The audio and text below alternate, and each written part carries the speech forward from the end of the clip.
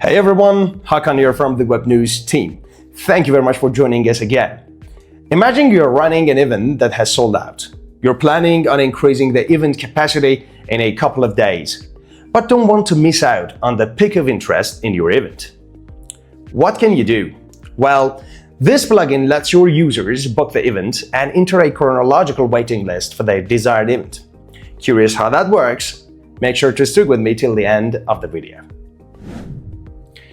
Once you've installed the add-on, a new menu item is added to your WordPress called Waiting List. All our waiting list requests will be displayed here. Part 1. Configuration and Settings. Additionally, a new tab is also added inside the Make Settings under Booking. There are a few options here, which I'll explain. Limit sets how many new bookings can be added to the waiting list. The default is set to 12, but I want to set it at 10. A couple of notifications are usually sent to a user when they successfully request to be added to the waiting list. The first one is verification for their email, which can be automated so that no email is sent out. The second is confirmation, where the admin usually manually confirms the booking, but by enabling it, the confirmation is done automatically without the admin's intervention.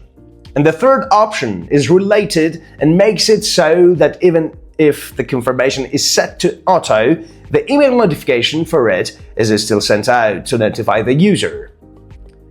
The Express Attendee Form option enables users to fill in the information for one person for the multiple tickets they've booked. This saves them time on having to enter the information for multiple people. The next option is the Verify in Console page. Here you can choose where this page is located. Once you've created a page, you can enter the shortcode we've designed for it, and your users will be redirected there once they confirm their email. That is, if we haven't enabled the auto verification. And finally, we have the waiting list form, which can be configured to get all the necessary information we want from the attendee. The email and name field are mandatory by default, but everything else can be added on a per-need basis. Let's save these changes and try the waiting list process on an event. Part 2. Submitting a waiting list request. As you can see in the booking module, since there are no tickets available, we only have access to the waiting list form. I want to add 2 people to the waiting list for this climate change event. That's the information for my first attendee. And if I remove the Fill Other Attendee information, then I'll be able to enter the contact info for the second person as well. I'll choose Anderson too, so that it's easier to find and choose the 20th as my date. Our request to be shortlisted for the event has been submitted.